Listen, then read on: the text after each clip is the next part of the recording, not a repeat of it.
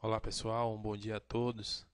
Nós estamos aqui nesse momento inicialmente para falar sobre o livro de Ray Edmondson, que é Filosofia e Princípios da Arquivística Audiovisual.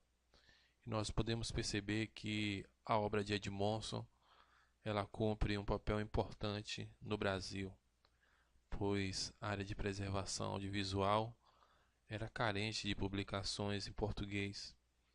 E com isso a BPA, Associação Brasileira de Preservação Audiovisual, optou por esse texto para iniciar suas publicações. O objetivo é assentar as bases de uma reflexão específica para um campo subestimado do ponto de vista teórico. O livro ele é dividido em 7 capítulos: introdução, fundamentos, definição e terminologia, arquivos audiovisuais, preservação, características, conceitos, princípios de gestão e ética, além de conclusão. Então, nós podemos perceber que ao longo dos séculos, né, a arquivística audiovisual ela era trabalhada de uma maneira empírica, de uma forma empírica, e também se baseando em outras disciplinas, seguindo tradicionalmente uma divisão por produção ou por mídia. E o teórico australiano ele vem debater justamente e afirmar que a arquivística audiovisual é uma profissão de direito próprio, ou seja, ela tem a sua interdisciplinaridade, mas ela tem que se afirmar como uma área única. Tem os seus profissionais que, né, ali estão trabalhando em diversas áreas, mas ela tem que se afirmar, ela é afirmada como uma área de direito próprio, diferentemente da biblioteconomia, da arquivologia, da museologia. Então, nós vemos que ele deixa bem claro essa questão da definição da profissão como de direito próprio, como nós vamos perceber aqui no slide.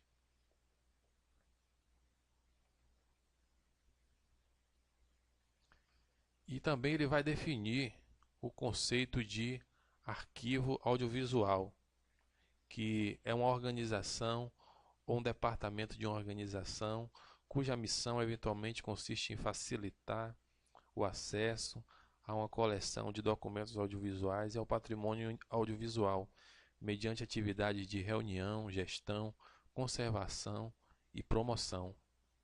Ou seja, então, diferentemente de uma biblioteca que também pode realizar atividades do arquivo audiovisual, pode ter lá no seu setor documentos que sejam audiovisuais, mas não pode ser considerado um arquivo audiovisual, uma biblioteca, até porque ela não cumpre essa função, não tem todas essas atividades que são realizadas por um arquivo audiovisual. Então ele define justamente isso, para que se seja considerado um arquivo audiovisual, ele precisa cumprir todas essas etapas, essas 4 etapas de reunião, de gestão, de conservação e de acesso. Então ele define, deixa claro muito bem isso, também como um conceito também de obra individual. Ele vai dizer que em termos de catalogação, né, a biblioteca que ela cataloga ali o livro como seu objeto individual e assim nesse sentido no arquivo audiovisual também nós vamos ver que é parecido a forma ali de catalogação. Nesse sentido, elas estão ali próximas, né? E o, ao longo do livro, ele vai tratando também sobre questões relacionadas à obsolescência técnica, né? Um fantasma que ronda a área e também a questão do acesso, a preservação e o acesso, né? As formas como se também preservar e também se fornecer também o acesso a esses documentos. E também nós vimos que todo esse aparato, toda essa teoria que ele deixa para nós tem como objetivo, né, fazer com que os arquivistas ele tomem essa responsabilidade, né? Ele possa realmente agir como cidadão, como com ética da sua profissão, né? Já que essa realidade ela é parecida em todo mundo, como ele diz, né? Já que há um conflito ali entre a preservação e a destruição da memória. Então, ali nesse meio, o arquivista ele tem que agir, né, como profissional, ali capacitado como uma pessoa com ética e ali também sendo um cidadão para poder preservar a memória, né, para agir com sabedoria, para que a memória institucional, a memória coletiva, ela seja preservada, né? E aí nós podemos assim chegar ao ponto de que cada vez mais a área ela venha a se desenvolver, né?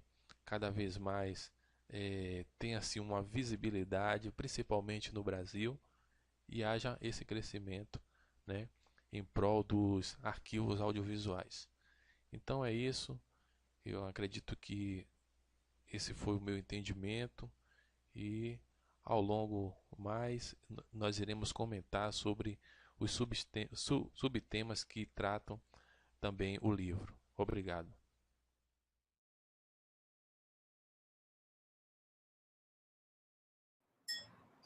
Olá, meu nome é Pedro Ivo, sou doutorando em musicologia pelo programa de pós-graduação em música da Universidade Federal da Bahia.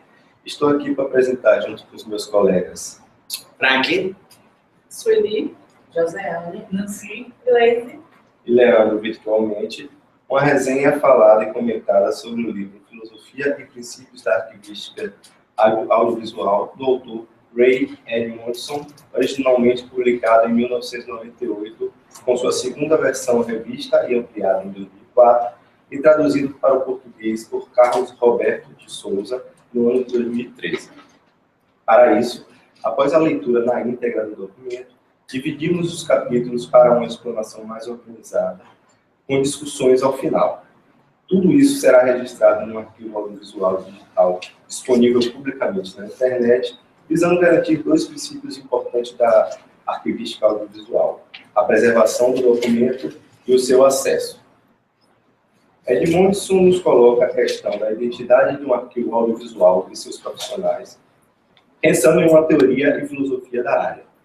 Sua publicação foi a primeira nesse sentido. Utilizou seus estudos e experiências na área, tanto na Austrália, seu país de origem, onde atuou como arquivista audiovisual, quanto em participações em congressos, cursos e cargos nas federações internacionais, responsáveis por unificar a área de arquivos audiovisuais. O livro é uma referência na área de preservação audiovisual e visa estabelecer conceitos e definições para uma área até então desprovida de reflexão teórica. Ele está dividido em 8 capítulos: introdução, fundamentos, definições e terminologias, arquivos audiovisuais, preservação, princípios de gestão, ética e a conclusão final. A cada capítulo do livro pode-se perceber como a arquivística audiovisual se consolidou de modo empírico, baseando-se em outras disciplinas, sendo, portanto, um campo cujo conhecimento é construído de modo interdisciplinar. Na introdução, o autor relata que os arquivistas audiovisuais, assim como outros profissionais de coleta e conservação, exercem um tipo particular de poder sobre a sobrevivência, o acesso e a interpretação da memória cultural do mundo. Eles devem compreender as teorias, os princípios, os postulados e realidades que influenciam o seu trabalho. O propósito do texto de Edmondson é teorizar para explorar e entender a profissão do arquivista audiovisual. O autor nos coloca, então, duas hipóteses. Arquivistas audiovisuais precisam entender e refletir sobre os fundamentos filosóficos da sua profissão para exercer seus poderes com mais responsabilidade. 2.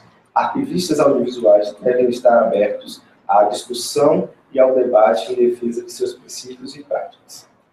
Ações arbitrárias e inconsistentes baseadas em intuições não verificadas e em políticas caprichosas não garante a confiabilidade, previsibilidade e seriedade do arquivo. Na década de 1990, iniciou uma preocupação para o desenvolvimento de uma base teórica para a profissão audiovisual por diversos motivos. Primeiro, a importância da mídia audiovisual como parte integrante da memória do mundo, carência de uma identidade e do reconhecimento da profissão, uma síntese teórica definindo valores, éticas e princípios. Terceiro, a falta de padrões e de cursos de treinamento formal. Quarto, o rápido avanço tecnológico. Em 1993, surge a Rede sobre a Filosofia dos Arquivos Audiovisuais, a AMATU. Hoje, a arquivística audiovisual é uma profissão com um círculo mais amplo, que enfrenta tarefas mais complexas, com novas e crescentes necessidades colocadas pela época e pelas circunstâncias. Existe hoje um esforço no desenvolvimento de políticas, orientações e na organização de diferentes modalidades de oficinas e seminários. Entretanto, os custos elevados e a pouca disponibilidade de profissionais qualificados são dificuldades. Nos últimos anos, a arquivística audiovisual começou a emergir como disciplina acadêmica, havendo uma exigência de graduação formal. Existe também um crescimento exponencial da literatura específica, manuais práticos, estudos de caso, teses, etc. Mesmo com o crescimento da área, ainda não é suficientemente reconhecida pelos governos ou autoridades reguladoras do trabalho. Os arquivos audiovisuais frequentemente são dirigidos por pessoas sem necessárias competências. O século XX caracterizou-se por novas formas técnicas de memória, gravação sonora e a imagem em movimento. O autor ressalta que a paixão, o poder e a política são tão inseparáveis da arquivística audiovisual quanto quaisquer outras disciplinas mais tradicionais de coleta e conservação. Por fim, Edmundson nos coloca que a preservação consiste e objetiva de memória.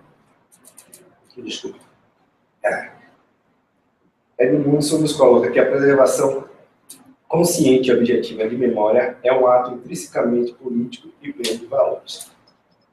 Deixar agora para a discussão.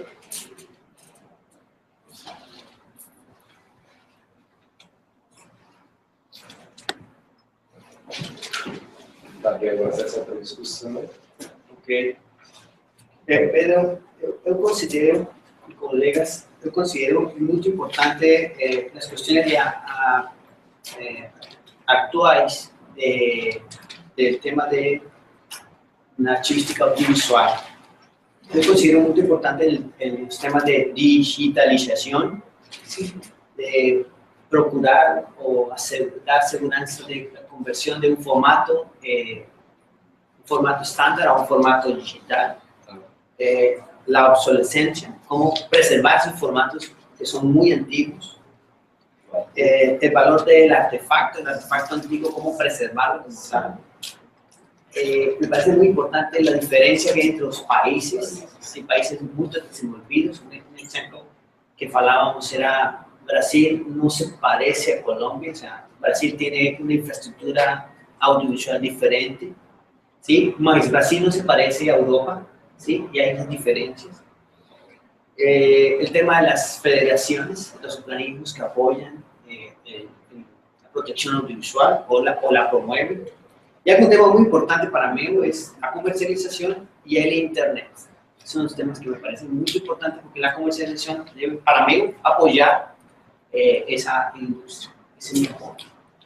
Bom, pegando na sua informação sobre o comércio, tem aí uma certa discussão, principalmente porque os arquivos audiovisuais, assim como outras instituições que trabalham com acervos, eles têm que estar apoiados, principalmente o acervo audiovisual, com direitos autorais.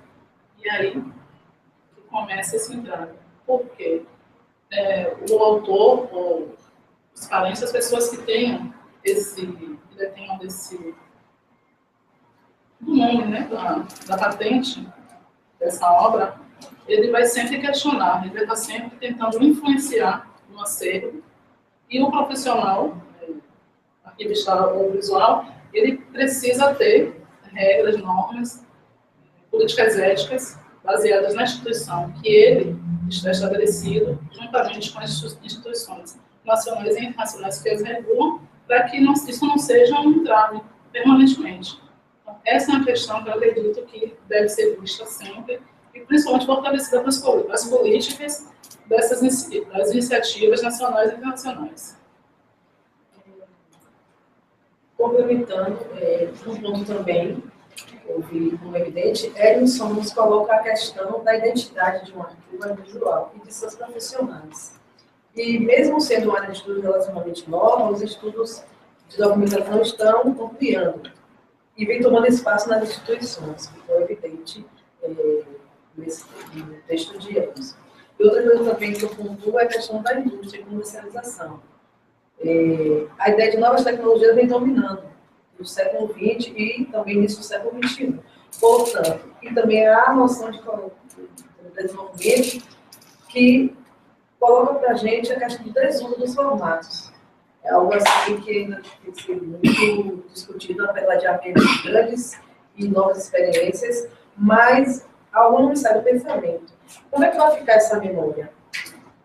Quando a gente parte com essa questão do desuso, da obsolescência e tal.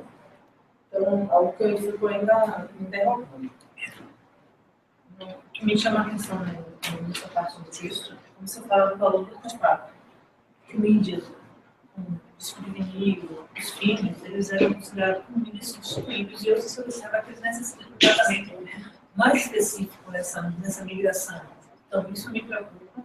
Somente tem muita gente que ainda usa o vinil de alguma forma e não tem esse cuidado. E também a questão dos estatutos, porque infelizmente essa área também carece de organização mais específica. Os arquivos que lidam com a audiovisual, eles necessitam, mas tem essa carência de você definir regras, definir formas de tratamento. Então fica muito, eu faço do meu jeito, você faz do seu jeito e fica muito solto. Então essa é uma preocupação que eu tenho também em relação a esse tema inicial.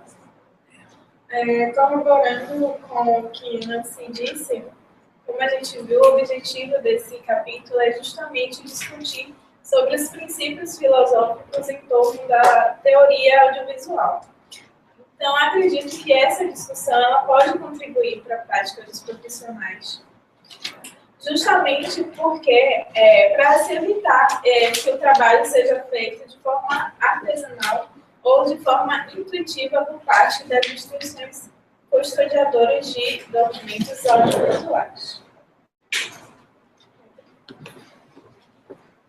Eu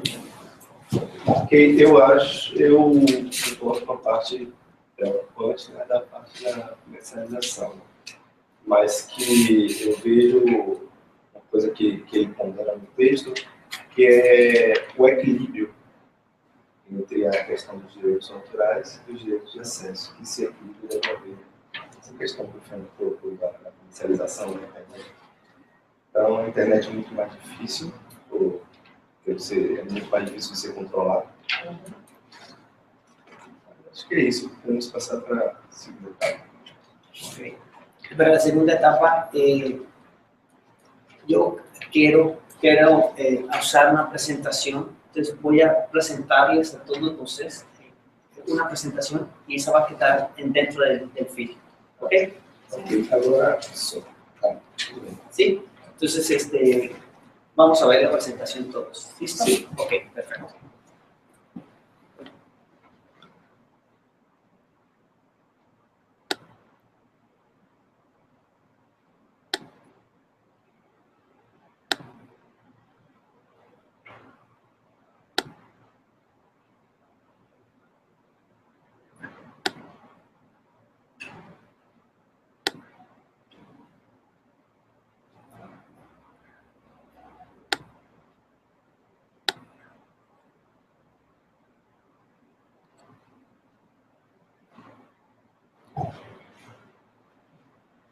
Bueno, en mi caso, para poder presentar el capítulo del libro, que es Fundamentos de Archivística Audiovisual, el capítulo que yo tengo que trabajar con,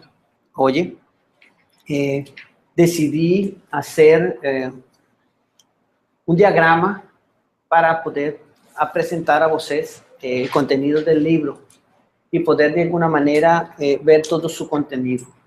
Então, a continuação, vocês vão ver como se distribui esse capítulo e o que eu encontrei. Então, o primeiro que puedo falar es que él tiene unas premisas. Esas premisas trabajan sobre sintetizar, de alguna manera, los puntos de vista profesionales en su propio nombre. O sea, que no estamos hablando en nombre de una institución, o en nombre de la UNESCO, o en nombre de un país.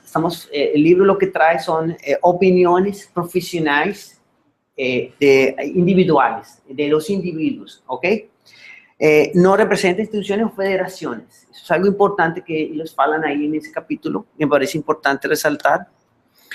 Y se basa en la UNESCO, en una recomendación de la UNESCO, donde fala que la archivística audiovisual es un área profesional única con pluralidad y diversidad interna.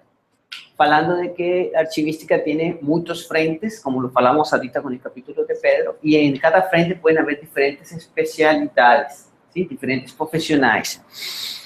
No ver como un subconjunto de otra profesión. O sea, lo que están falando ahí es que la archivística audiovisual es una profesión como tal, no es una subprofesión. O sea, que no depende de archivología o no depende de museología o algo así por eso. Es una profesión. Tiene su propia terminología y su propio glosario. Eso es algo importante que encontré ahí.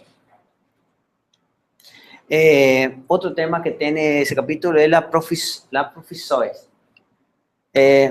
Eu fala que está dentro de la coleta y la conservación.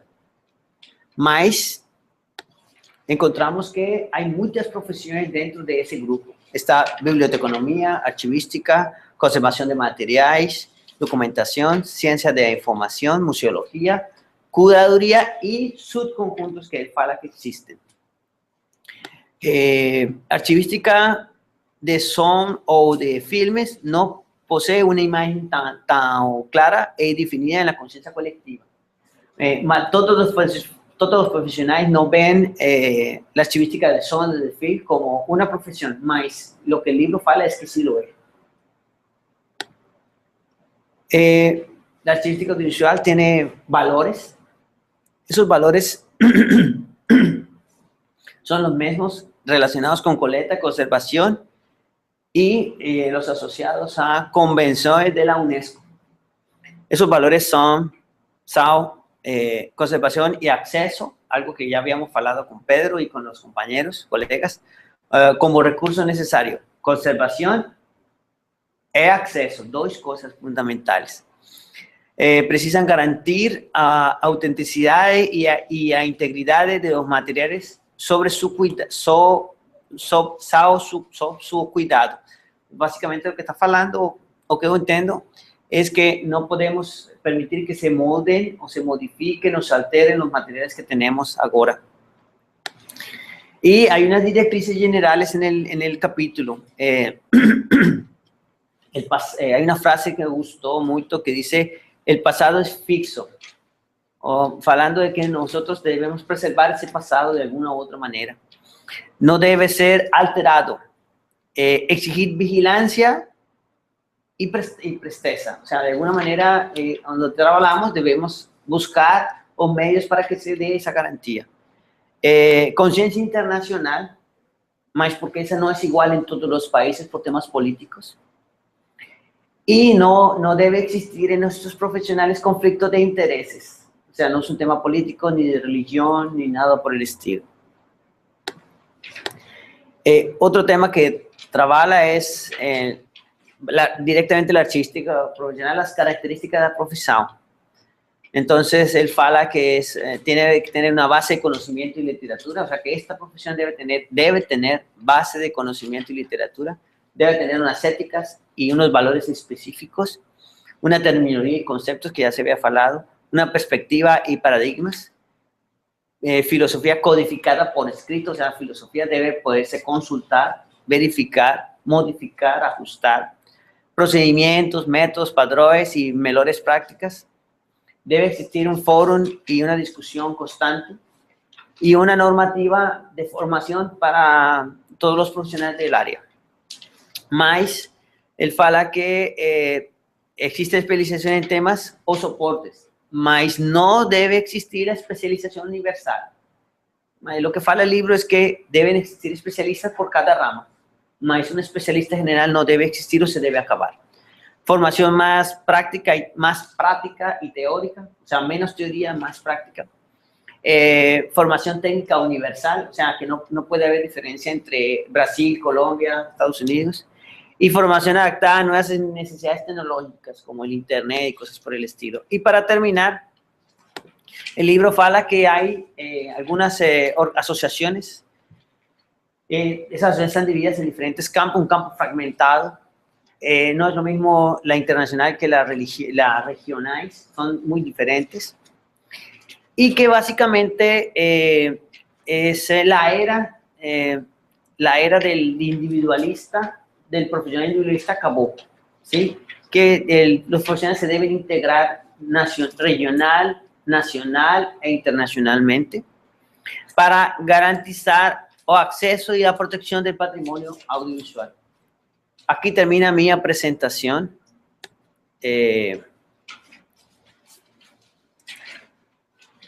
Entonces, abrimos el espacio para la discusión del capítulo.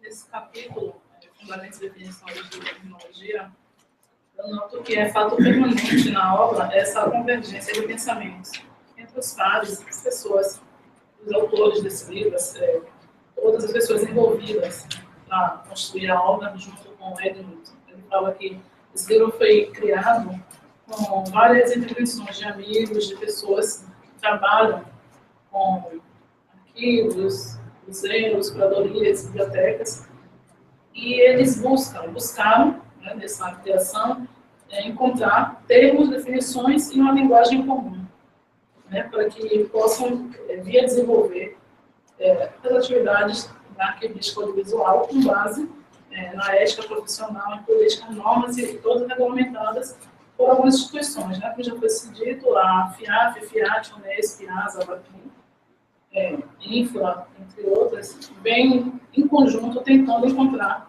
esse denominador comum, que é a integração dessa linguagem para as atividades.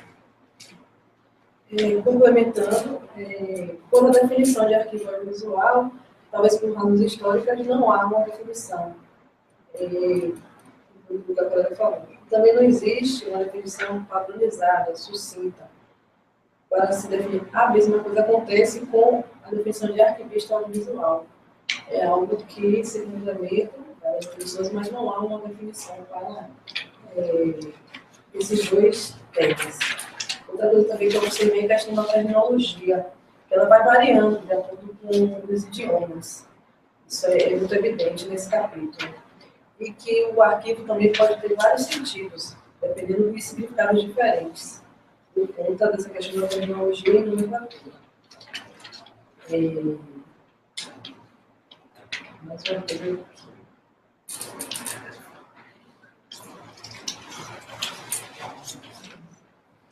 Em questão à definição, como eu falei, não existe textos históricos, e que a questão da definição do arquivista audiovisual, em alguns termos, vem a questão de arquivista de filmes, arquivista de sons, arquivista audiovisual, seja comum nessas áreas. Tem sua biografia. E outro ponto, eu falo dos cursos universitários, que atualmente vem formando graduados em cinema, imagens em movimento e arquivos audiovisuais. Embora o número seja relativamente pequeno, vem crescendo a cada ano. O que me chama a atenção também é a questão da formação mesmo. Ele abre um viés muito grande, quando ele fala que ainda, apesar de se trabalhar muito com isso, ainda não existe um curso específico. Você pega carona em outras profissões. Não existe uma graduação, não existe um curso direcionado. Você tem uns fóruns, seminários, mas uma formação com uma carga horária, com disciplinas básicas, ele fala que não existe ainda. Então, isso é preocupante, porque o acervo de audiovisual ele é grande. E ele é diferente, ele necessita de uma atenção especial. É diferente do papel, é diferente de outros suportes. Então, eu acho muito interessante essa questão que ele coloca essas questões e deixa uma reflexão também no final do texto. Né? Se existe há tanto tempo, por que não se investir?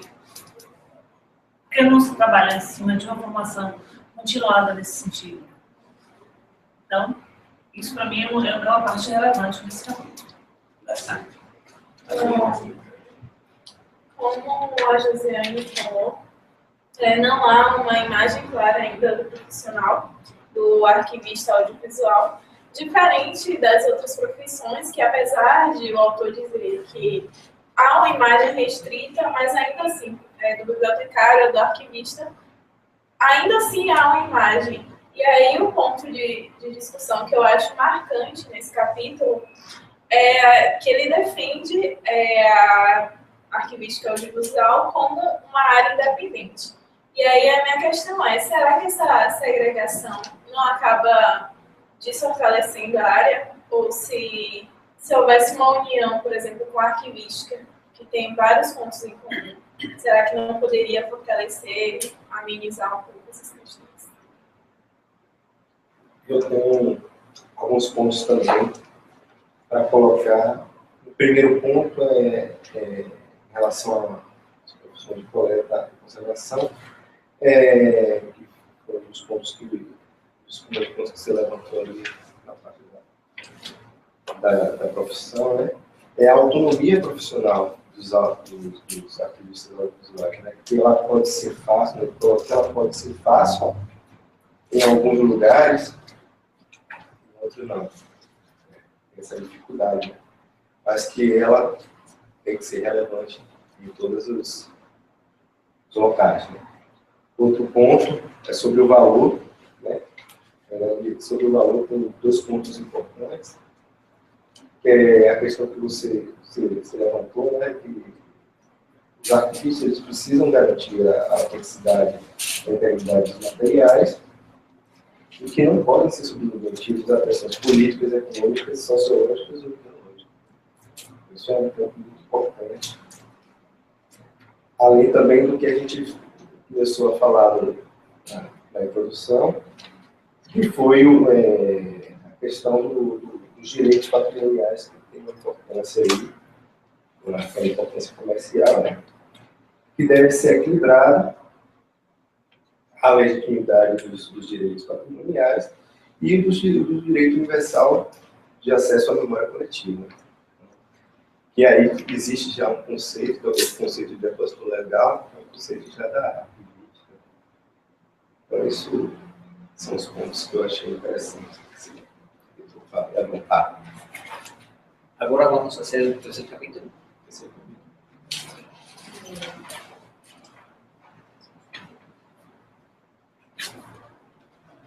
Eu fiquei com... Pega ali na sítio, pega ali na sítio. Ou também uma de sítio. Vamos de cadeia? Voltamos de cadeia? Sim, mais fácil. Que você pode trabalhar com o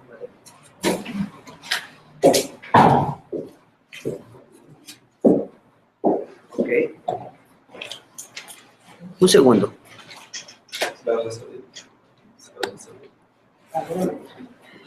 Bem,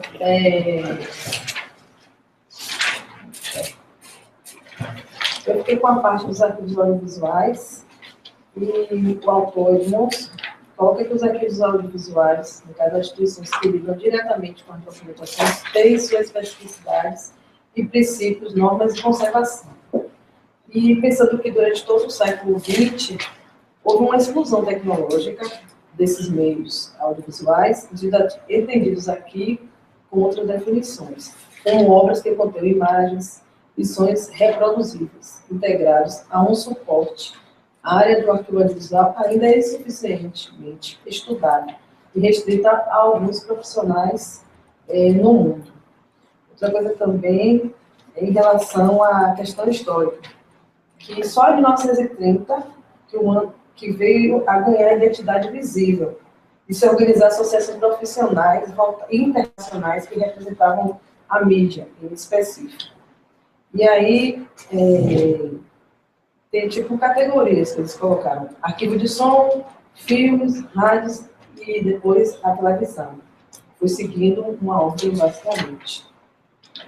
Sendo que os arquivos audiovisuais também não têm um nascimento oficial. Ele foi no decorrer dessas questões de associação, como nós falamos antes, mas não há firmado, não, esse nascimento oficial nesse período. Não há. E algumas tentativas houve de instituições especializadas, por exemplo, em 1899, em Viena, que provavelmente o primeiro arquivo sonoro estabelecido no mundo. Em 1978, o pioneiro foi o arquivista Rod Wallace, da National Library da Austrália, que recordava a década de 1950, que aí tem ido como o pioneiro, 1978. Outro ponto aqui, que só em 1920 veio a ter valor cultural os suportes audiovisuais, e na TV em 1940.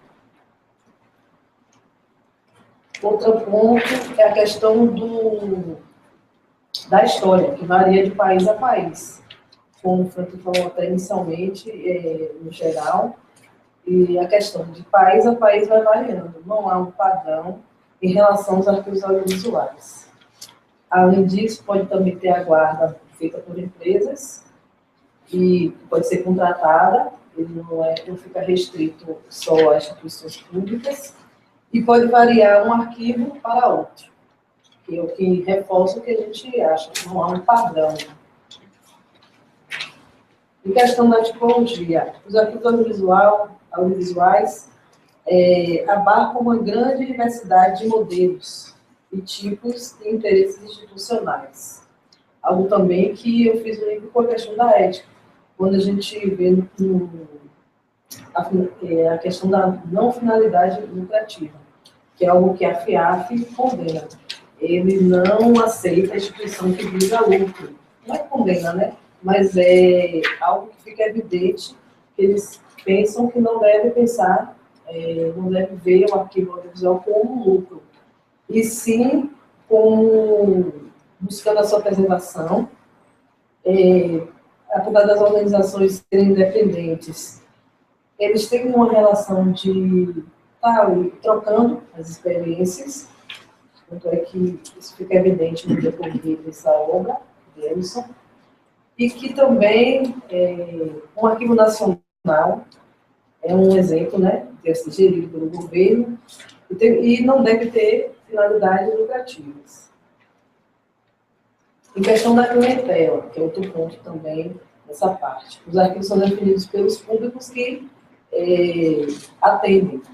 No caso, ele estabelece diferenciação, porque os arquivos, por exemplo, aqui ele coloca, de rede de radiodifusão, por exemplo, pode servir prioritariamente às necessidades de estratégias internas de produção daquela organização.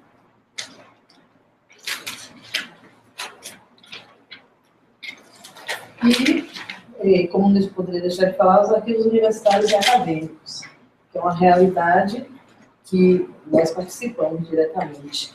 Que em todo o mundo existem numerosas universidades e instituições acadêmicas que abrigam arquivos de som, de filme, de vídeo, audiovisuais em geral. E, trazendo para a nossa realidade, no arquivo mundial tudo também tem isso. Tem esse tipo de suportes. Mas aí que é o problema. A formação da graduação é algo que, na sinceridade de todos, me chama a atenção também. Há pouco, ou muito, assim, superficialmente a gente vê sobre a questão dos acervos audiovisuais.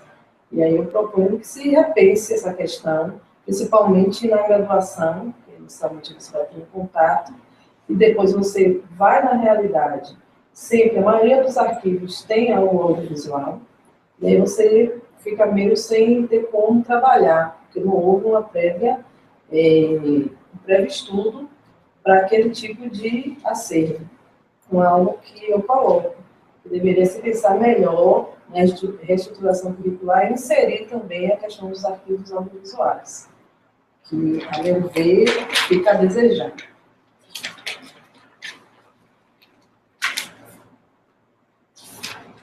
Então, os arquivos audiovisuais, é isso mesmo. Deixar para vocês complementar mais uma coisa. A questão da preservação, que é muito importante, até porque, se não se preservar, a memória não teremos. Mas, como tem aqui na parte, algumas obras audiovisuais baseiam-se na tecnologia, e as realidades de preservação impregnam um conjunto de atividades de arquivos, integram o seu funcionamento cotidiano.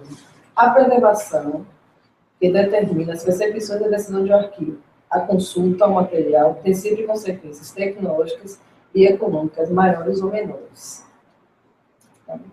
Está acompanhando já? Ok.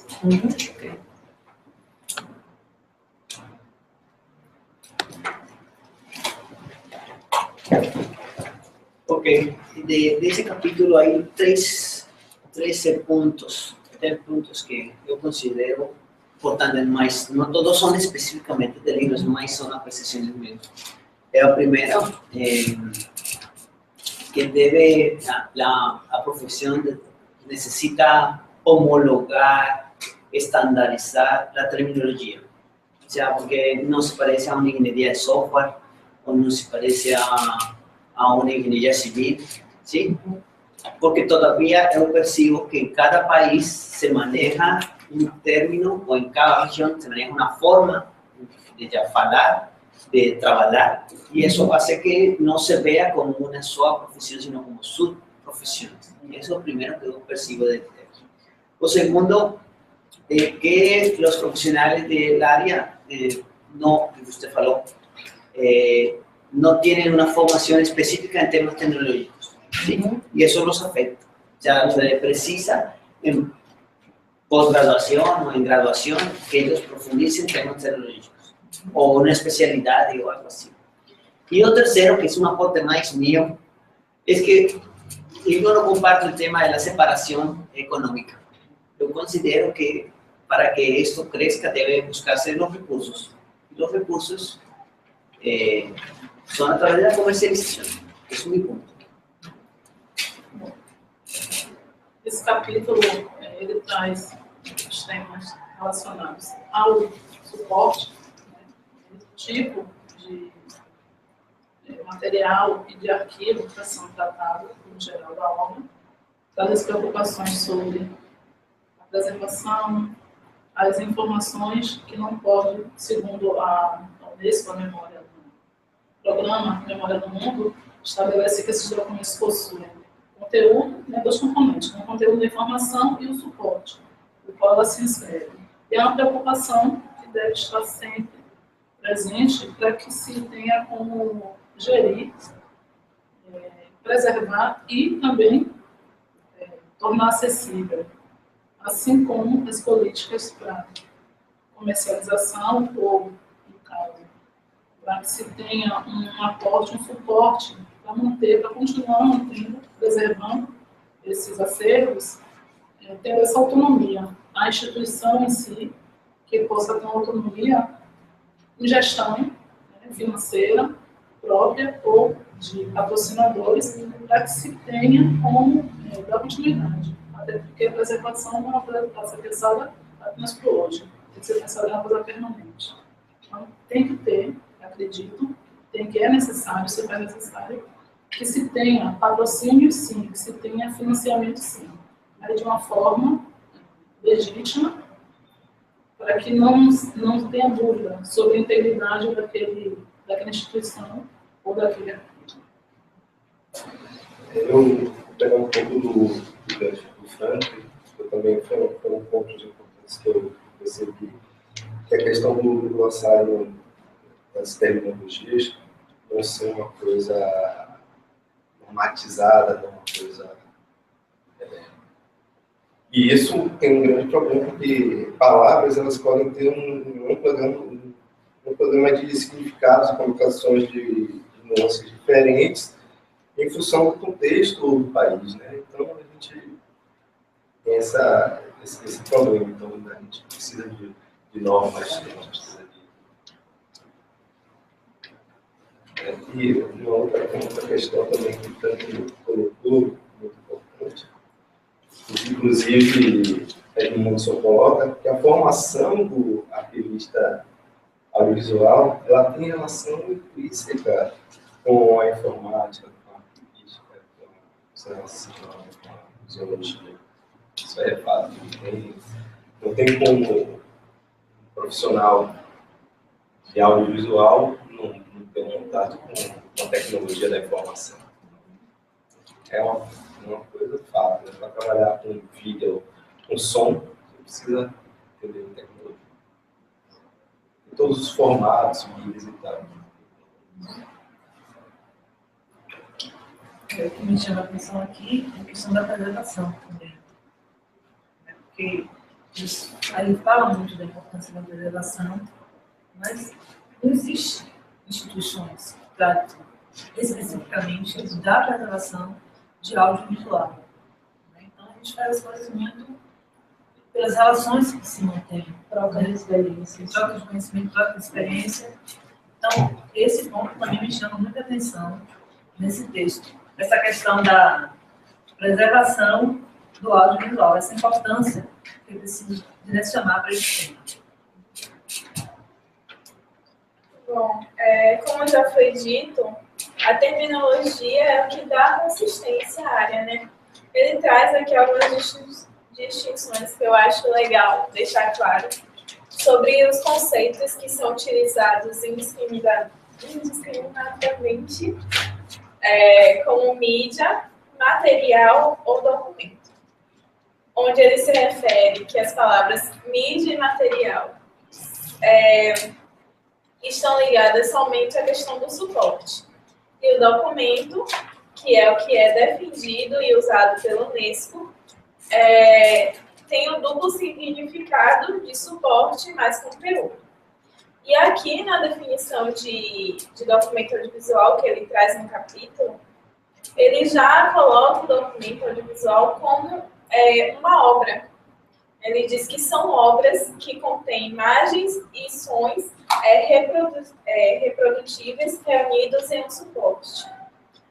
E aí, depois, mais adiante, ele vai trabalhar com a ideia de obra nos próximos capítulos que a gente vai tratar. Mudamos cadeira? Quem se... Seria o Leandro, né? Discutamos el tema do capítulo de aliança. Sou eu. Não, é Gleice agora. Inglês, siga inglês. Inglês, por favor, muda cá, por favor. Se quer, muda. Só um minuto para mim, por favor. Para que você quede acá, para que se pueda proyectar você. ¿Me entiende? ¿Listo? Ok, transmitiendo.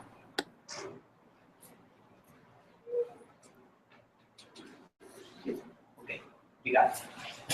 Bom, trataremos agora do capítulo que fala sobre preservação, características e conceitos.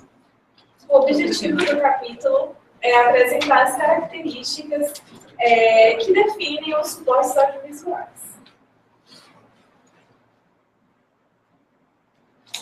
Então, inicialmente, o autor explica que existem vários suportes, entre eles, tanto os obsoletos quanto os ativos, né, digamos assim. E também vão desde aqueles que poderiam ser facilmente reconhecíveis e são universais, como, por exemplo, a vitrola, como aqueles que são menos marcantes, como, por exemplo, as fitas magnéticas e os discos rígidos de computador.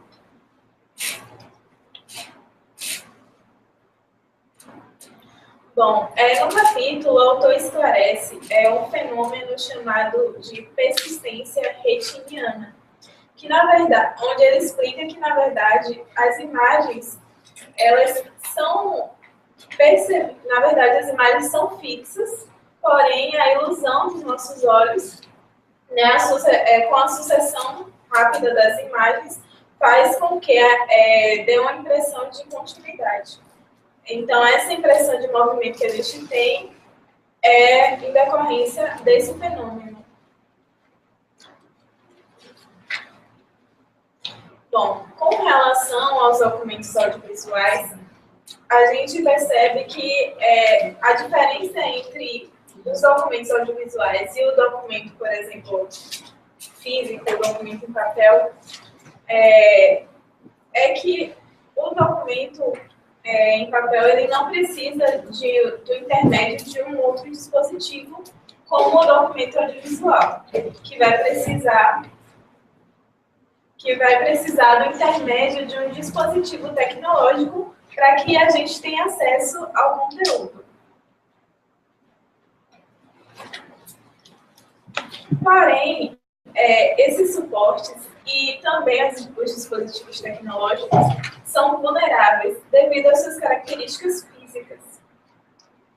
E muitos arquivos, para amenizar a degradação desses materiais, investem em boas condições de armazenamento, que seriam condições de baixas temperaturas e de umidade, como uma forma de amenizar mesmo essa degradação. O outro ponto que ele toca nesse capítulo, que já foi discutido pelos colegas, é sobre a obsolescência dos dispositivos, né? A rápida alteração de formato e a rapidez, né, com que essas tecnologias caem em desuso, a mudança de formatos.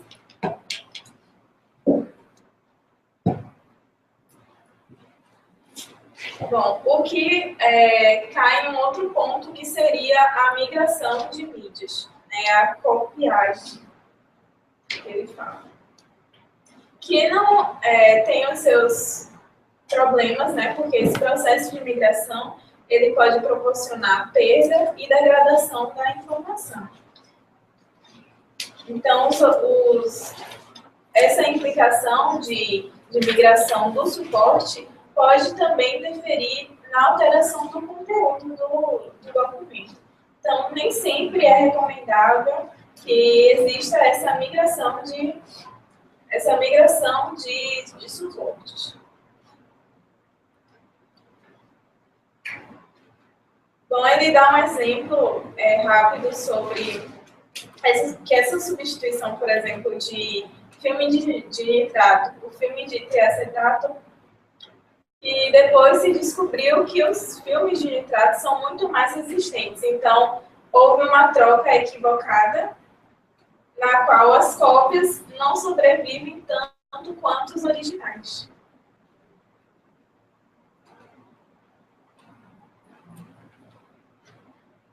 Bom, é basicamente isso. Okay, vamos a hacer discusión. Ok, vamos a hacer discusión. Agora hagamos discusión.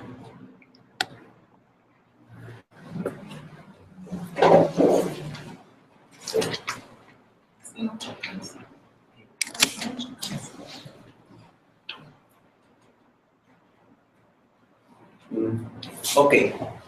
Bueno, sobre ese capítulo, yo tengo un aporte es que se debe generar discusiones o la federación de los países deben empezar a trabajar sobre la forma de mantener los formatos antiguos, más no los formatos, sino los recursos para formatos. ¿Se me entiende? Las herramientas, los equipos. Sí. Porque los equipos, como yo falaba, están desapareciendo, ya no se construyen piezas, ya es muy viejo. Y si usted quiere preservar formatos, usted también va a querer reproducir formatos. Y si no existen los equipos, va a haber un problema. Entonces, yo creo que ese es un tema que se debe empezar a trabalhar agora ou a futuro.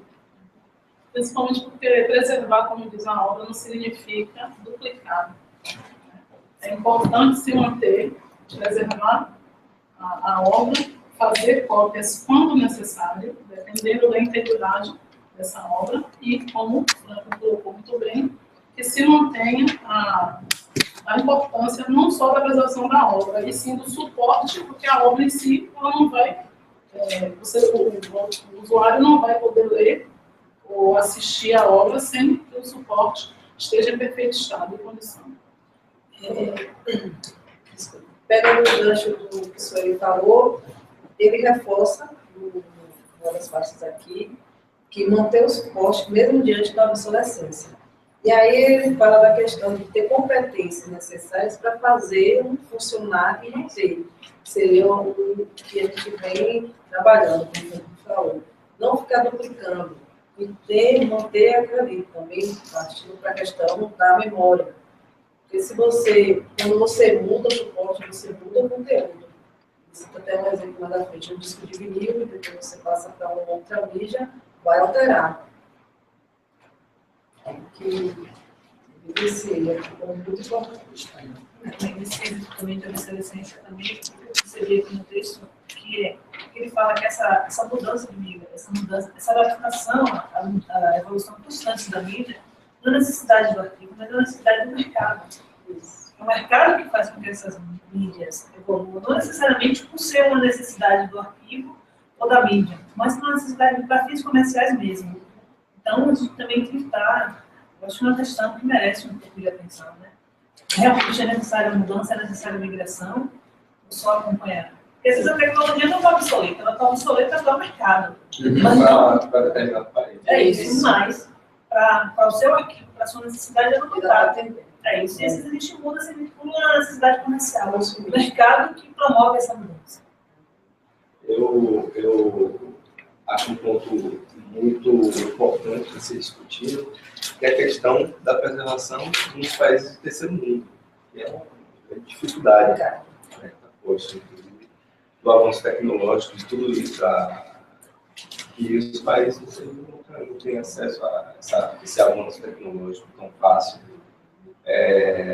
A questão de como conservar os suportes, enfim, série de questões que é muito importante ser discutido como fazer a preservação em países do terceiro mundo também.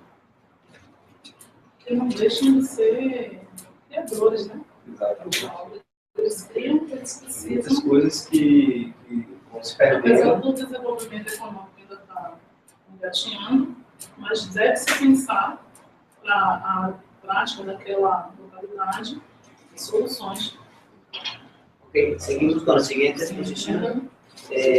Quem sigue?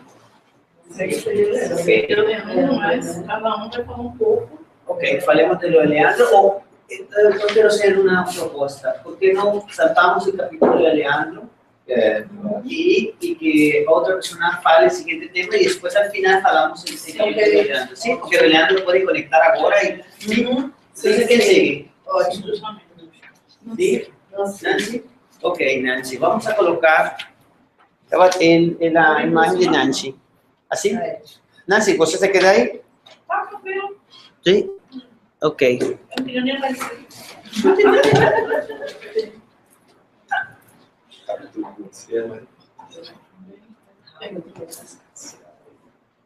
Então, esse capítulo que eu me dediquei um pouco mais do que os demais, ele fala dos códigos de ética.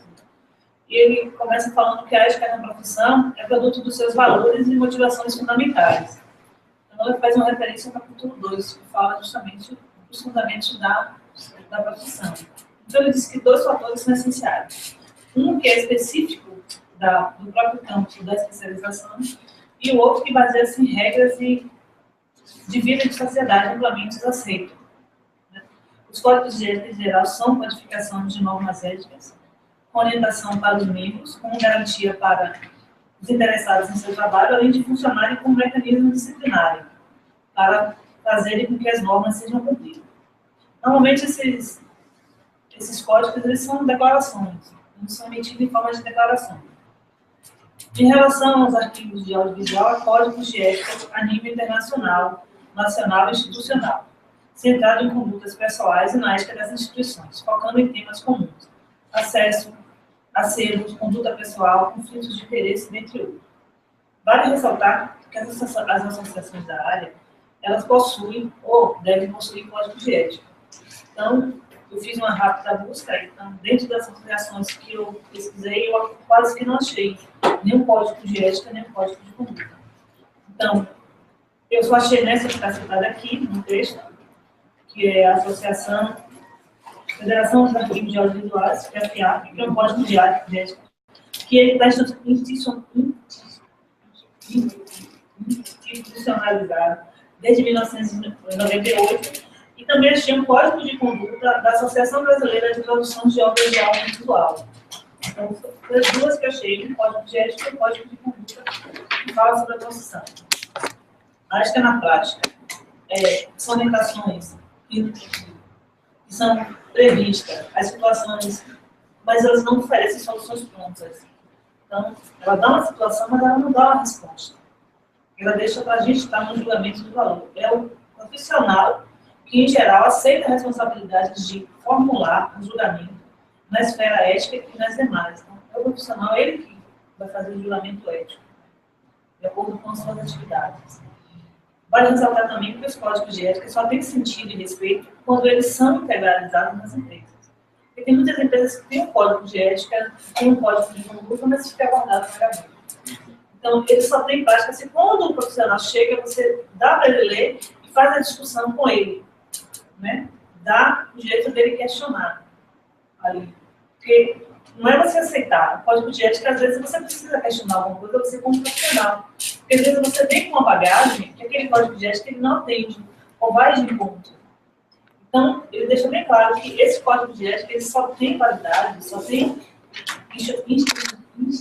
institucionalidade se ele for debatido com um novo profissional que a empresa está marcando. Ele também fala de questões, sobre o acervo, né, que o profissional ele deve estar atento, que na constituição do acervo ele deve ter preocupações singulares, porque tem situações que caracterizam o uso pessoal. Então, o que está em jogo é o nome do arquivista e não o nome da instituição. Então, que essas questões elas devem ser ponderadas. Eles também falam do acesso. A gente tem que ter um julgamento, um acesso, porque às vezes a obra de fulano, que vendeu a ciclano, que está convertendo para o acesso. E fica, quem é o autor original? A quem se pediu autorização para divulgar a obra? Então, ele fala que essas questões também devem ser ponderadas. E o profissional ele deve estar fazendo um julgamento de valor, baseado sempre em questões práticas. Ele também fala do ambiente, o ambiente tem que ser propício, para estar evitando também nuances que você deve entender. O arquivista, ele está se beneficiando de certas situações, né? Então, às vezes, cria um ambiente propício e o visitante, o pesquisador, chega lá, não, mas esse ambiente ele não está propício para a obra, ele está propício para a necessidade do arquivista. Então, isso também ele pontua como uma questão de ética. Ele fala das relações que se faz com outras instituições, com outros arquivistas. Você não pode fazer a relação pensando em seu nome, mas no nome da instituição e no nome da obra. Então, ele chama atenção para isso também. Ele também abre um capítulo todo voltado para a ética pessoal. Ele fala da motivação. Você precisa estar motivado. E essa motivação não deve basear no seu interesse. Eu estou motivado porque é interessante para mim. Eu estou motivado porque a obra me motiva, porque o trabalho me motiva. Então, se eu trago o meu campo pessoal, eu estou fazendo isso para uma motivação pessoal minha, e esqueço que eu não trabalho, que tem que ter acesso ao público, que as outras pessoas têm que ter acesso, eu acabo fechando a obra. Então, eu começo a fazer, olha, isso aqui não me interessa, isso aqui não me motiva, então eu não vou disponibilizar. Então, me motiva isso aqui, então isso aqui eu disponibilizo. E, às vezes, o que me motiva, quando eu olho para mim, não é o que motiva o público. Então, ele chama atenção para isso também. Os conflitos de interesse. Os conflitos de interesse também conduta bastante. Né? Fala também da conduta pessoal, né, que você deve se portar diante de determinadas situações. E fala dos dilemas e desobediências também. Porque, às vezes, você não concordar, não é você aceitar, não é você concordar. E você discordar não é que você não aceita. Então, ele chama atenção para isso. E também para as relações de poder. Tem muito arquivista que, quando assume uma dessa natureza, ele toma para si. Quando ele toma para si, ele esquece o objetivo maior, que é publicizar essas obras.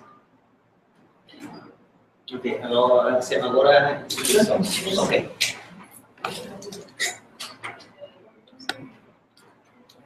Ok. Bueno, sobre su capítulo, eu tenho una opinión también. Yo creo que el tema de la normatividad o el tema ético debe trascender o ser manejado a nivel global, a nivel país, por algún organismo que force dicha normatividad. Porque casualmente, esta semana que pasó, tuve que hacer algo en la biblioteca, acá, en la biblioteca de la UFO, es un ejemplo. Y estaba con otra gente, y la gente estaba pesquisando sobre la dictadura. Y lo que ellos hablaron, lo que yo entendí en ese momento es que había cierto material de la dictadura que no se podía acceder, que no estaba permitido acceder. ¿Me entienden? Entonces el acceso está restringido. Entonces, primero, ¿cómo sabemos si está preservado? O sea, uno diría, sí, que hay gente, pero ¿cómo sabemos? Si usted no lo puede acceder, si usted no puede verlo, entonces podría estar destruido. ¿Sí? Como no lo podemos acceder, podría haber sido modificado, podría ser alterado. Pero entonces miren que el país condiciona, este material sí, este material no. Y es un problema en Brasil, no solo para Brasil, en Colombia pasa lo mismo. En Colombia pasa lo mismo en el campo militar, hay un material que no se puede acceder. ¿Por qué no? Entonces es un poco complicado. Entonces yo creo que falta un organismo mucho más grande, ONU, UNESCO, no sé, que obligue a cumplir ciertas cosas. Porque al final va a ser muy complicado hacer ese tema. O sea, puede existir, pero está en una gaveta. Com relação à ética dentro da área arquivística audiovisual, eu vou destacar 2 pontos, para que a gente não se estenda muito. O primeiro é a relação do descarte de obras, como decidir, né, que obra, que parte de obra, ou que documento da obra que eu, arquivista, não quero mais, não está sendo mais útil. Então, a ética entra diretamente com essa questão, porque ela disse que essa decisão ela deve ser tomada conjunta de conselhos da instituição. Tem que ser fundamentada a partir daí. E o segundo ponto é a cópia, né, da obra ou transferência de suporte. Também, essa decisão vai depender da integridade da matriz e deve ser bem pensada, porque a mudança de suporte ou tecnologia não pode implicar na qualidade do original, do conteúdo original. Então, são esses pontos que eu aponto nesse tema da ética. Em relação à ética, complementando, cultivar também a memória histórica na própria equipe e também para o profissional. É algo que eu vejo como uma das soluções, porque se você não cultiva para as pessoas que estão trabalhando com aquele documento, fica mais difícil de haver essa questão ética. E como o Felipe falou, a questão dos arquivos da ditadura. Eu tenho no setor que trabalho, arquivo da repressão, que por conta da lei de acesso à informação, que é uma contradição que a presidenta libera, em seguida tem a questão da lei, nós entendemos que ela também se refere à vida e pessoal, no caso do documento. Então, diz que vai se liberar sim, mas há restrições, por questão do sigilo, por questão de nome de pessoas, são listagens. Por exemplo, eu posso ter citado um documento e não achei interessante que seja divulgado. Então, é algo assim que se deve muito discutir.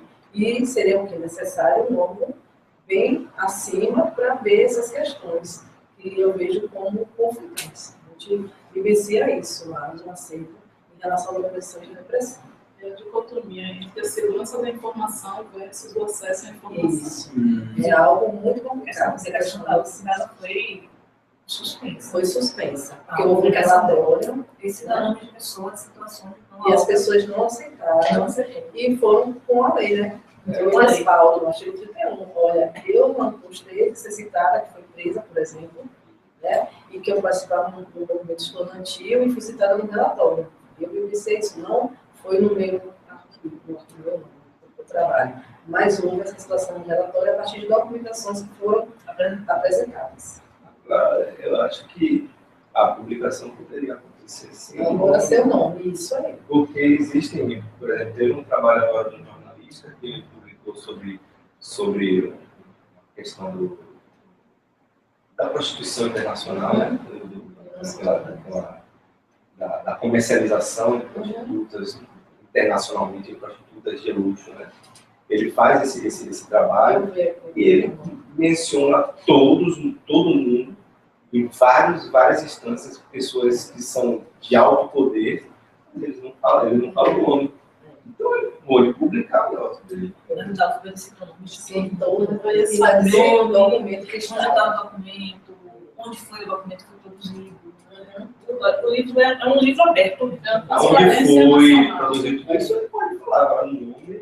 E pessoas já pediram Tema indenização. político. É político. E é complexo, porque você coloca um nome no lugar da pessoa que tem interesse em informação veícula e também daquele outro que não tem interesse em ser divulgado, e a lei diz que são 100 anos.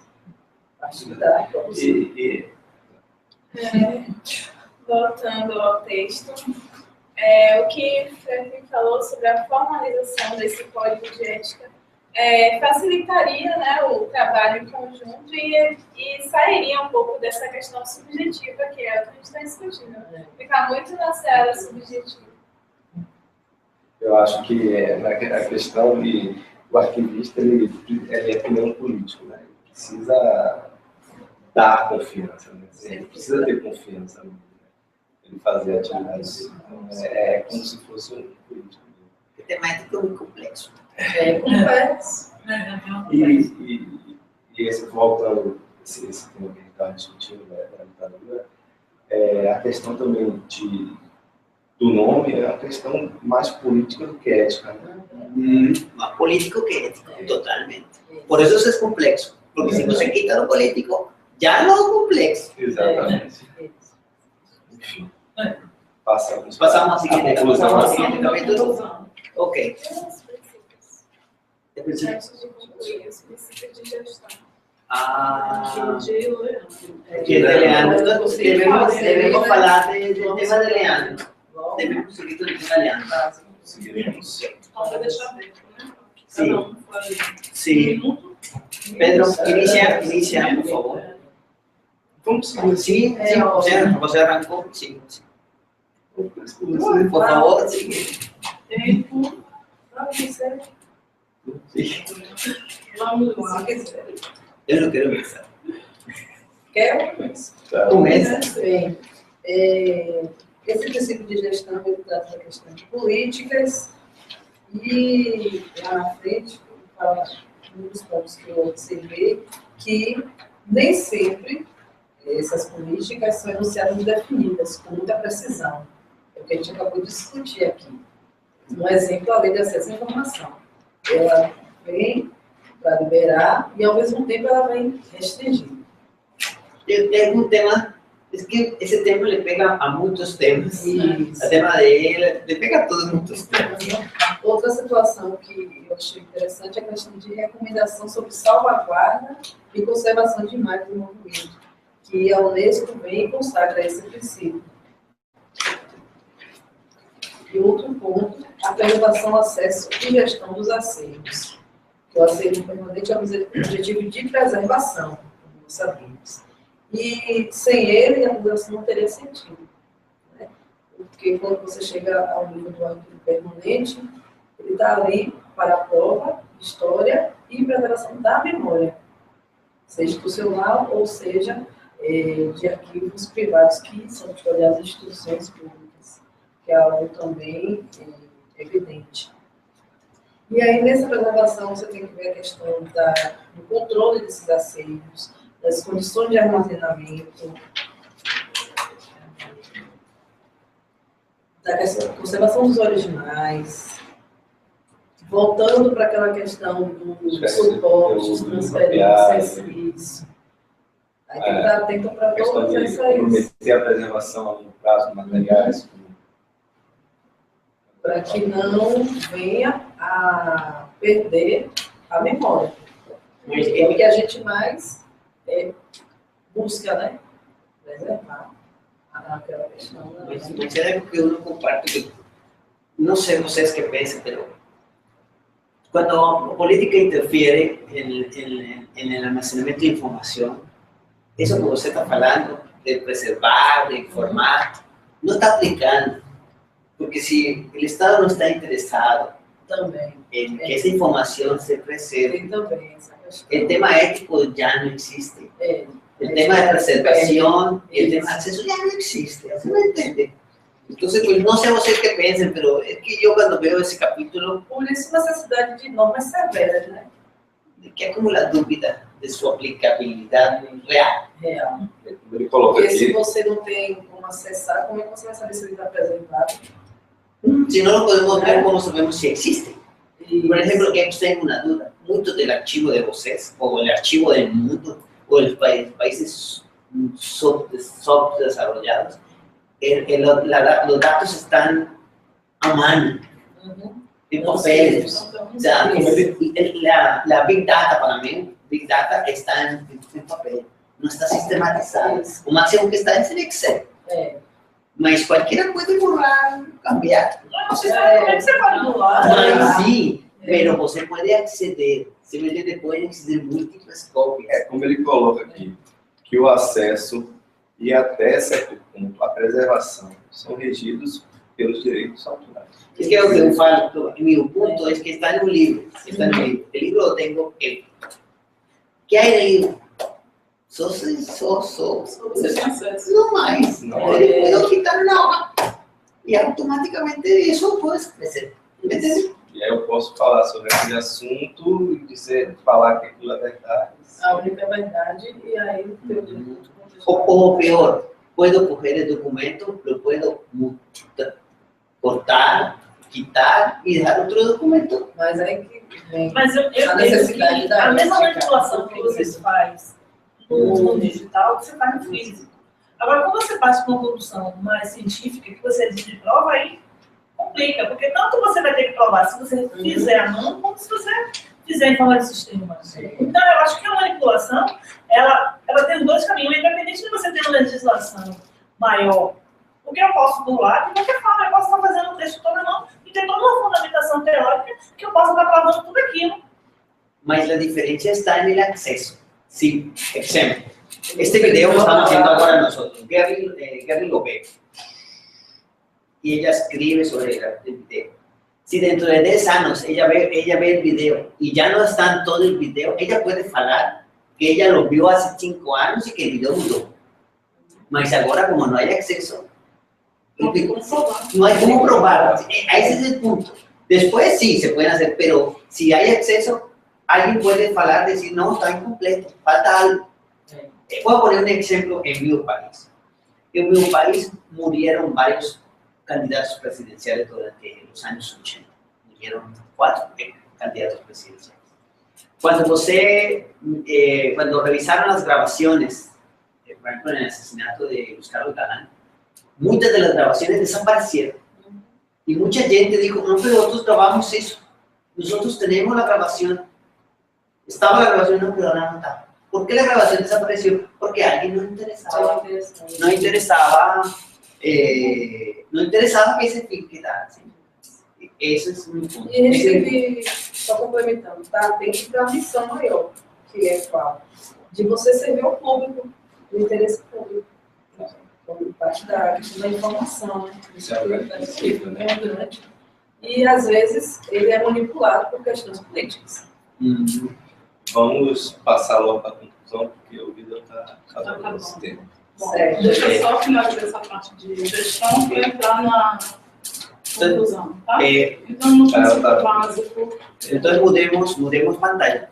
Vira para ela. Sim, mas aí ela está concluindo, né? Sí, sí, pero o princípio básico é da formação, no caso da gestão do arquivo, né? A obra fala que ela tem que ser o estudo de um nome, pode ser o nome de alguém, uma pessoa de importância ou destinação. Ela tem que ter uma localização física, estrutura organizacional, quadro de pessoas que estejam engajadas no cuidado desse acervo, equipamentos e instalação. Isso é apenas para finalizar essa questão de gestão no sentido prático, já que politicamente e eticamente foi bem tratado.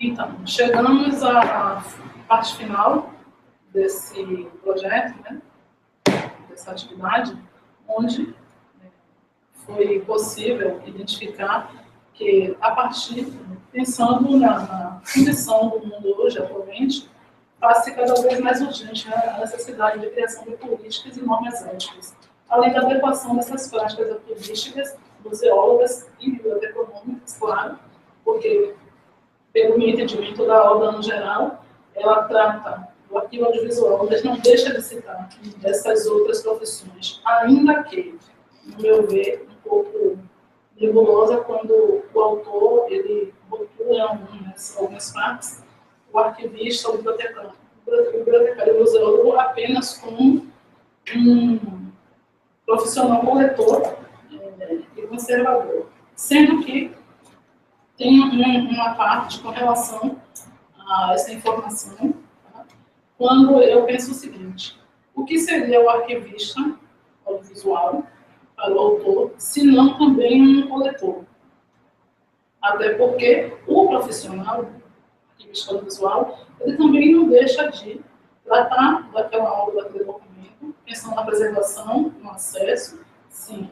Mas ele, o arquivista, ele não é, ao meu ver, ele não é produtor, editor, nem diretor cinematográfico no sentido de criação. O autor traz, sim, que o arquivo instituição, ele é autor ou produtor, no sentido de que quando ele cria, ou quando ele dá uma base para uma entrevista de uma determinada pessoa falando sobre fato histórico. Nesse ponto, a instituição arquivo, sim, ela, pelo meu ver, eu concordo com o autor, mas não quando ele distingue as profissões, dizendo, esse aqui, ele é apenas parte, ele tem fundamentação filosófica, legal, de éticas, de normas, para tratar de obras cinematográficas de som e vídeo. Mas os outros não. Na prática, não vivemos isso.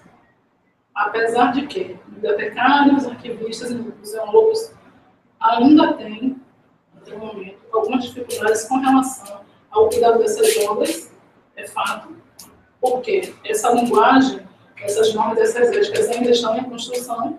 Então, apesar de tudo isso, nós ainda temos essa barreira.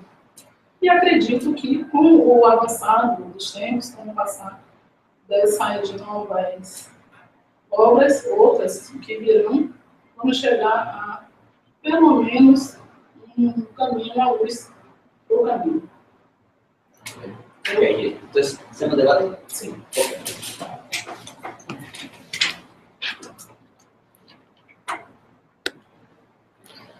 Ok.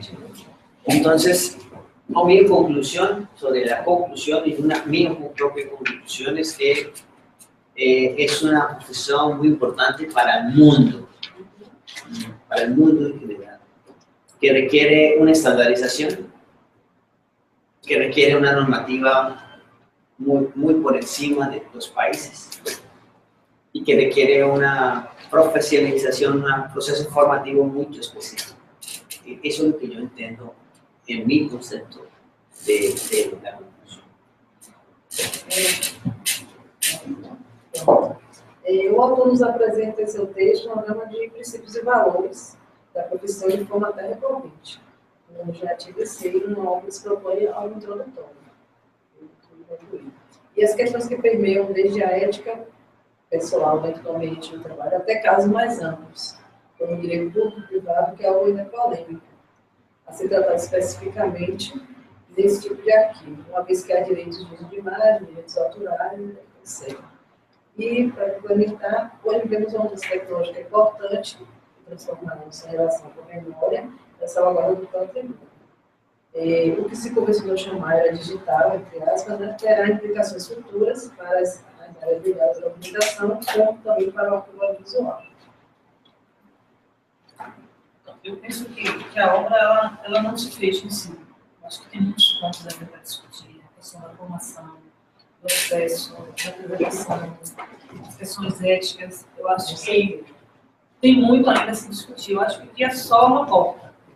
Eu acho que muito a gente ainda precisa É só uma introdução. A gente precisa fazer um debate com outros autores, com outros textos, para poder a gente ter uma conclusão, ou pensar em algo conclusivo. Mas eu vejo que o livro é só uma introdução de vários aspectos que merecem atenção. Eu acredito que os temas que ele desenvolve no livro são temas ainda que suscitam muitos debates e as problemáticas a gente ainda pode perceber em nosso contexto. E um outro ponto que ele deixa para reflexão, né, que é a questão da era digital, para refletirmos, né, como será a preservação dos documentos audiovisuais. A gente não sabe o que é que vem por aí. Bem, o livro ele foi publicado, como eu disse, em 98, sendo revisado e ampliado em 2004, né? E de lá para cá nós temos o quê? 12 anos. 12 anos, e que pouco se teve de evolução na arquivística audiovisual. Eu acho que coisas pontuais, como, por exemplo, uma disciplina como essa na universidade é muito importante. Agora que isso precisa ser amplificado, né? Isso precisa ser acuado e muitas outras pessoas precisam ser atingidas, né? A gente tem aqui um material introdutório excelente, né? E que, a partir disso aí, a gente já tem uma visão diferente do que é a arquivística audiovisual e que a gente tem possibilidade de discussões mais... Mas todavía es una materia teórica. Esto debería ser como un introductorio. Sim, Esto, al menos, es un introductorio a la materia. isso. Porque no hay laboratorio, no hay nada. Mas isso Mas aí porque requer as instituições ainda não Não têm Não é estruturado. estruturado. Falta estrutura. Porque também não adianta você ter só disciplina se você não tem uma estrutura prática. A gente vai ficar recorrendo nos conceitos, já é um caminho, mas O caminho que a gente pode até deixar para outros que virão a partir do momento desse trabalho que a gente está fazendo aqui. Que é uma discussão, sim, mas é uma discussão válida, porque a gente pôs as nossas opiniões, ajustou algumas coisas, compartilhou outras, houve divergências, então é algo que vai se propagar e depois se compartilhar com outros. da mesma maneira que a própria aula, ela traz informações como uma aula aberta, porque várias pessoas deram sua contribuição, fica mais. Então é isso. Ok, então é isso. Acho que só ficou faltando, infelizmente, o Leandro deve ter tido algum problema na conexão dele, técnico, então só faltando a presença dele mesmo, mas conseguimos discutir aqui todos os temas, né?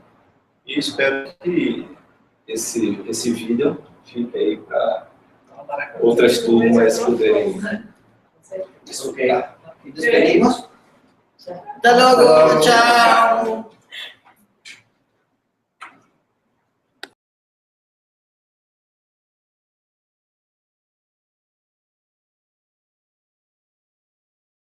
Pessoal, bom dia a todos.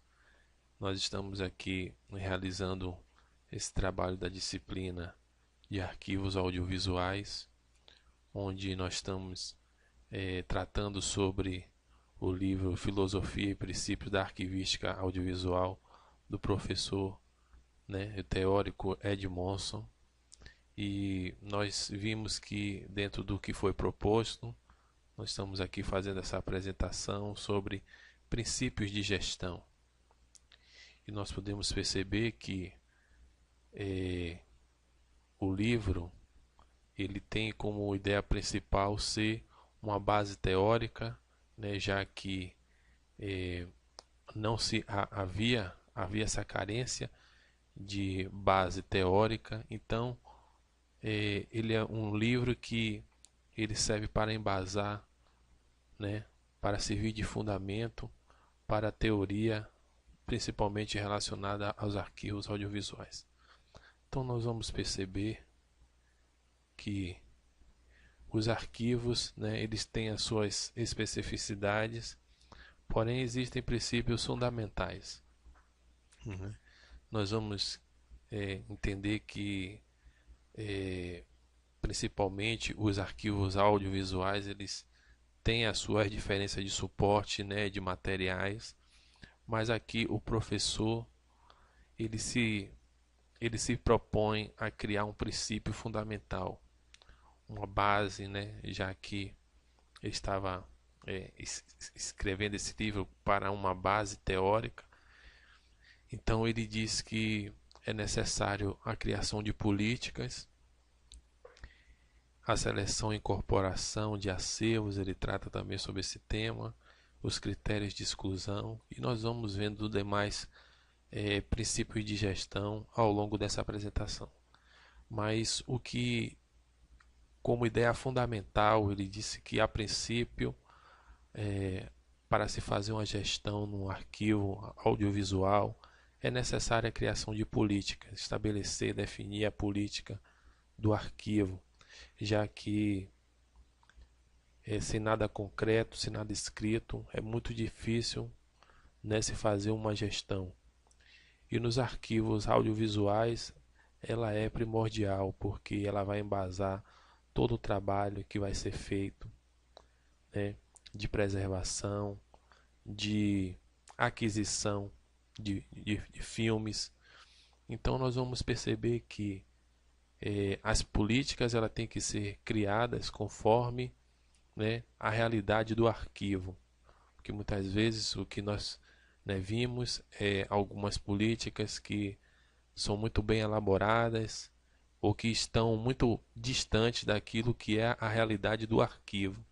Então ele diz que a política ela tem que ser criada conforme a realidade do arquivo, e também ela deve ser preferencialmente maleável, porque é mais fácil de se mudar, é mais fácil de se discutir e de se fazer várias atualizações caso seja necessário.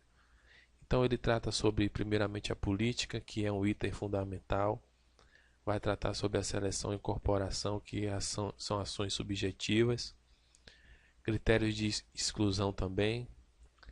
Então nós vemos que a preservação, o acesso e a gestão de acervos, ela começa também com a documentação e controle rigorosos, né?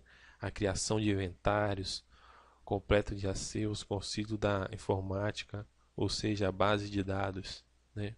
Então essa organização, como todo arquivo, né, ele precisa primeiramente ser organizado e aí depois, né, se criar esses inventários que vai servir de base, né, para o pesquisador, para o público em geral. A conservação dos materiais, dos originais principalmente, né? Quando se pensa nessa conservação dos originais, a gente pensa também logo pelo lado do acesso a essa documentação, porque muitas vezes as pessoas fazem cópias desses materiais e a tendência é se destruir os originais, mas ele fala que nós devemos ter cautela ao destruir os documentos originais, né? E conservar os originais, já que às vezes as cópias, né, que são feitas, elas não saem com uma boa qualidade, né? Então é necessário preservar o original em todas as coisas. As condições de armazenamento também são muito importantes, como temperatura, umidade, luz, animais, insetos e segurança física.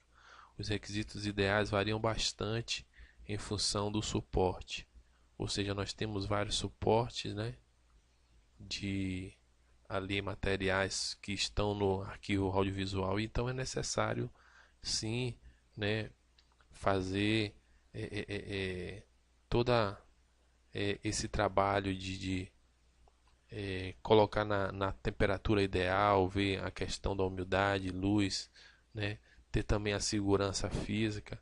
Tudo isso é muito importante e nós temos que trabalhar, né, tentando minimizar, né, porque nós sabemos que muitas vezes os arquivos eles não dispõem de muito dinheiro, de muito recurso, então temos que agir de alguma forma, e dessa forma nós temos que trabalhar dentro dos requisitos ideais ou que possíveis, né, para que esse material ele não venha a se perder, né, não venha a ser degradado.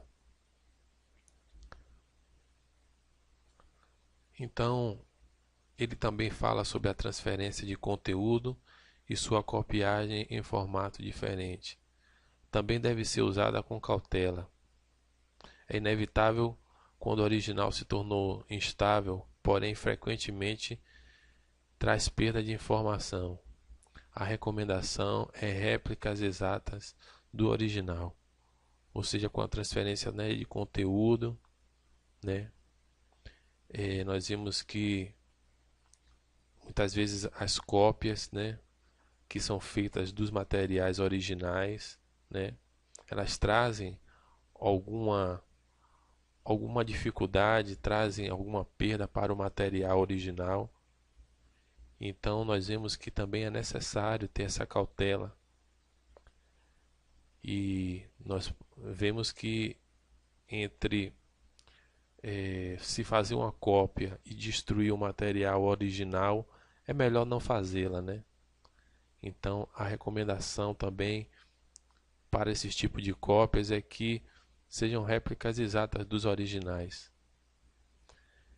Comprometer a preservação a longo prazo de um material. Quando o original for frágil e não existir cópia de consulta, é melhor dizer não do que expor o material a danos irreparáveis. Foi o que nós acabamos de dizer, né? Quando o original ele já tiver em uma situação crítica, já tiver um pouco, né, ali desgastado, né, degradado, nós devemos ter cautela também a fazer as cópias de consulta. Então, é melhor dizer não. O suporte. Não há procedimento único, né? Os suportes são diferentes e, portanto, não existe um padrão único para seu manuseio, gestão e conservação. Quando existir normas, devem ser seguidas. Os suportes eles são diferentes, né? E a sua regra também para manuseio, né? Elas também variam. E no arquivo audiovisual nós devemos fazer conforme a norma. Devemos seguir as normas de cada um. A documentação, né? A exemplo de outras instituições, o arquivo deve seguir normas severas no que concerne a documentos sobre sua incorporação, consultas e outras transações com o objetivo de registrar a seriedade de sua gestão. Exatidão nas informações, ou seja, nós, né, podemos ver que algumas vezes nós podemos encontrar filmes, né, alguns documentos que eles são parecidos, então nós devemos tomar cuidado com essa documentação que possivelmente pode ser catalogada com o mesmo nome ou a mesma forma ali né, de classificação. Então nós devemos tomar cuidado na exatidão das informações, ser muito criterioso quanto a isso. O empréstimo externo, né? Eu ainda coloquei ali que documentos insubstituíveis, porque com os documentos como nós conhecemos, né, os papéis, né, os mapas, as formas, né, de documentos como nós conhecemos, nós vimos que há também uma preocupação, principalmente porque quando nós emprestamos há uma possível perda, né, de algum documento, alguém pode vir até mesmo a rasgá-lo, a escrever no suporte. Então há um certo cuidado, e principalmente com os documentos audiovisuais, já que são documentos que são insubstituíveis muitas vezes. Então tomar muito cuidado com a questão do empréstimo externo, né? Princípios de ética e conservação de materiais, documentar as ações realizadas e tomar decisões coletivas a fim de facilitar a pesquisa no futuro. Então, também a pessoa que está trabalhando no arquivo audiovisual, ele tem que agir com ética, né? Na conservação dos materiais, tem que documentar as ações, né? Deixar tudo claro, discutir, né? Não como nós conhecemos, né? Na área até de arquivo comum, que a pessoa deixa o manual de arquivo, ou então muitas vezes nós nem mesmo encontramos o manual de arquivo, mas ele organiza da maneira dele, e ali quando essa pessoa sai, quando essa pessoa falece, ali tudo se perde, nada se encontra. Então há uma certa dificuldade quanto a isso. Então ele diz que essas decisões têm que ser tomadas de forma coletiva, né? Elas têm que ser discutidas, né? A fim de facilitar a pesquisa no futuro.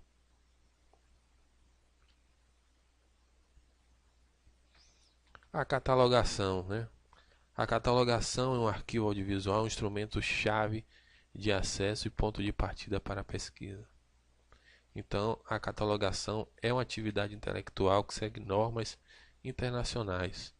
Então, existem pessoas que se dedicam particularmente a essa área, ao estudo dessa área, né?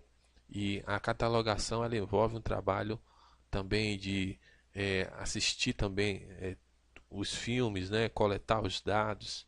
Então, muitas vezes esse profissional ele conhece, né? Ele assim embasa muito bem essa questão do filme. Ele sabe relatar, ele conhece a fundo, é um profundo conhecedor dos filmes. Então, é uma atividade intelectual que segue normas internacionais. Elabora-se manuais de regras básicas e de padrões de metadados, né, para que a pesquisa ela seja possibilitada, né?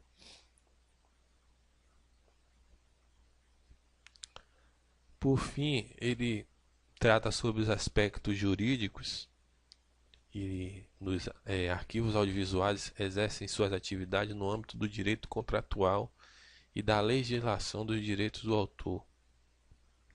Deve-se respeitar a lei no que se refere aos direitos dos titulares das obras.